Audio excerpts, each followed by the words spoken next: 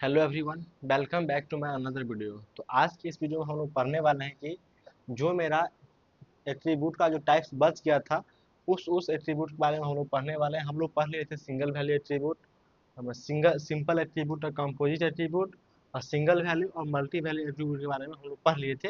और नेक्स्ट है मेरा स्टोर एट्रीब्यूट क्या होता है। यहाँ पर देखिए क्या है मेरा स्टोर्ड एट्रीब्यूट क्या होता है। यहाँ पर देखिए क्या है which does not require any update, यानी कि किसी भी एट्रीब्यूट में हम अपडेट नहीं कर सकते हैं, यानी कि वो फिक्स हो गया है, उसको क्या हम लोग बोलते हैं स्टोर एट्रीब्यूट। जैसे एग्जांपल में क्या हो गया डेट ऑफ बर्थ। जैसे मान लीजिए किसी भी आदमी का अगर मान लीजिए डेट ऑफ बर्थ जो अगर हो गया तो वो क्या हो जाता है फिक्स हो जाता है।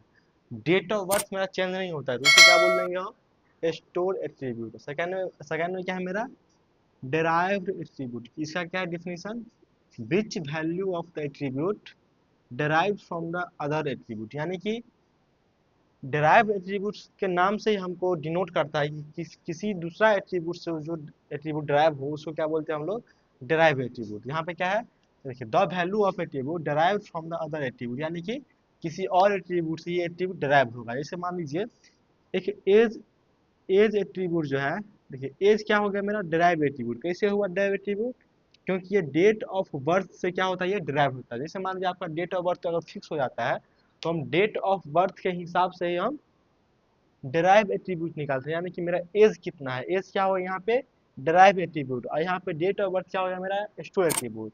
यहाँ पे देखिए ये स्टोर एट्रीब्यूट से मेरा जो है एज मेरा डेराइव होता है, क्योंकि देखिए जैसे मान लीजिए अगर आपका जन्म 7/7/2014 को है, जैसे मान लीजिए तो इन 2024 24 में कितना हो जाएगा 9 साल।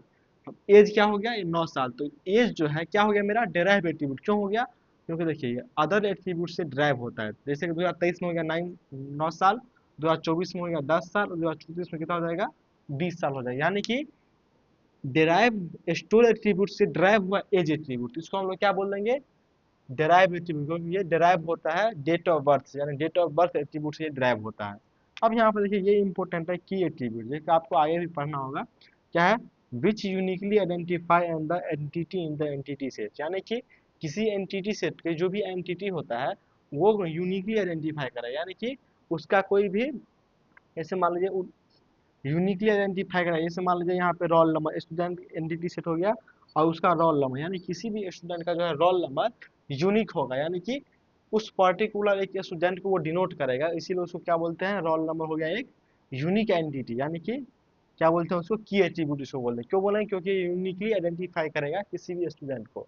और यहाँ पर देखिए फोर्थ में क्या है मेरा डिस्क्रिप्टिव एट्रीब्यूट, इसको क्या बोलते हैं which gives information about the relationship set, यानी कि किसी भी रिलेशनशिप अबाउट को क्या इंफॉर्मेशन दे रहा है उसको हम लोग क्या बोलते हैं डिस्क्रिप्टिव एट्रीब्यूट। जैसे कि यहाँ पर देखिए रीड एक क्या है मेरा रिलेशनशिप सेट, क्या है मेरा ये रिलेशनशिप सेट, ये क्या हो गया मेरा रिलेशनशिप सेट। अब यहाँ पर देखिए वैन, यानी आप रीड कर रहे हैं तो कब से कर रहे हैं। अब यहाँ पर देखिए वर्क है, मतलब आप वर्क है तो सिंस, यानी कब से कर रहे हैं वर्क। जैसे कि देखिए एम्प्लॉय एंटिटी सेट है और एक है क्या मेरा डिपार्टमेंट एंटिटी सेट। देखिए एक एम्प्लॉय किसी डिपार्टमेंट में वर्क करता है तो वर्क क्या हो गया मेरा रिलेशनशिप सेट।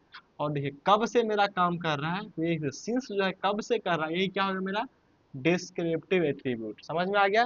देखिए जो किसी रिलेशन को इंफॉर्मेशन देता है, देखिए ये एम्प्लॉय और डिपार्टमेंट के बीच में एक रिलेशन है वर्क, वो उसको इंफॉर्मेशन दे रहा है इसको कि आप कब से इस डिपार्टमेंट में वर्क कर रहे हैं, तो ये क्या हो गया मेरा डिस्क्रिप्टिव एट्रीब्यूट। अब यहाँ पर देखिए लास्ट है, मतलब एट्रीब्यूट के टाइप्स में मेरा लास्ट टाइप क्या है मेरा कॉम्प्लेक्स एट्रीब्यूट क्या होता है। देखिए कॉम्प्लेक्स एट्रीब्यूट मेरा दो एट्रीब्यूट से मिलकर बनता है, एक है कंपोजिट एक है मल्टी वैल्यू एट्रीब्यूट।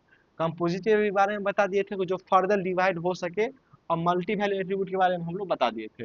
अब यहाँ पे देखिए एट्रीब्यूट मल्टी वैल्यू एट्रीब्यूट। अब यहाँ पे देखिए कॉन्टैक्ट नंबर, किसी आदमी का कॉन्टैक्ट नंबर ये क्या हो गया मेरा कॉम्प्लेक्स एट्रीब्यूट है। कैसे हुआ, क्योंकि देखिए कॉम्प्लेक्स नंबर क्या होता है एसआईडी होता है और टीआईडी होता है, जो कि मेरा क्या है कंपोजिट है, क्योंकि इसको हम फर्दर डिवाइड कर सकते हैं। अब यहाँ पे देखिए कॉन्टैक्ट नंबर भी क्या हो सकता है मल्टीपल कॉन्टैक्ट नंबर एक आदमी का हो सकता है, तो ये क्या हो गया मल्टी वैल्यू एट्रीब्यूट, यानी कॉन्टैक्ट नंबर जो है complex plus multi value attribute का क्या है दोनों का एडिशन है। अब यहाँ पे देखिए एड्रेस, एड्रेस में क्या होगा देखिए एक एड्रेस में क्या होता है flat number address area city, ये क्या हो गया मेरा कंपोजिट हो, क्योंकि एड्रेस मेरा डिवाइड हो गया है फ्लाइट में, एरिया में, सिटी में। ये क्या हो गया मेरा कंपोजिट हो गया, क्योंकि ये एड्रेस मेरा डिवाइड हो गया।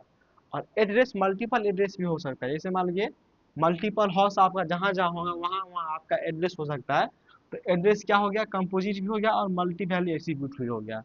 तो फाइनली इस वीडियो में हम लोग देखे हैं कि जितना भी मेरा एट्रीब्यूट का टाइप्स बचा हुआ था उसके बारे में हम लोग अच्छा से एक्सप्लेन कर लिए हैं।